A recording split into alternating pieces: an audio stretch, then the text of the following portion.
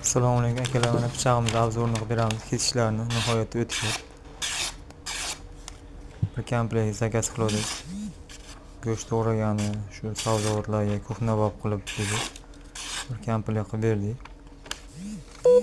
Ismlarini ham yozdirib berdik. Muhammad Yusuf, Jonibek deb. Bitta nabor olgan.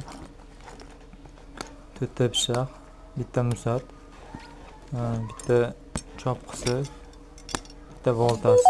Hammasiga bir xil qilib Muhammad Yusuf Jonibek deb yozdirib berdik. Chopqilarga mana o'ttirasini tushirib, ularga ham ismini yozib berdik. Boltasiga ham bir xil qilib o'ttirasini tushirib berdik. Ularni ham kesishi nihoyatda o'tkir.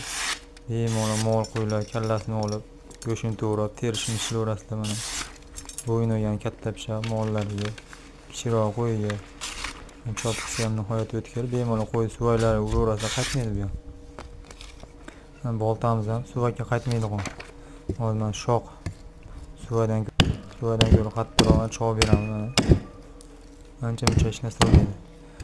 Suvaga qaytmaydi, bemalol qo'ydi. Parchalab tashaverasizlar. Qo'rg'onlarni chopib, maydalab. Ikki tomonda ham o'ttirasini bor, o'tkirlar nihoyatda o'tkir. Bundan tashqari yana bir komplekt shiq qilgan, ikkita pichoq 20 ta shiq.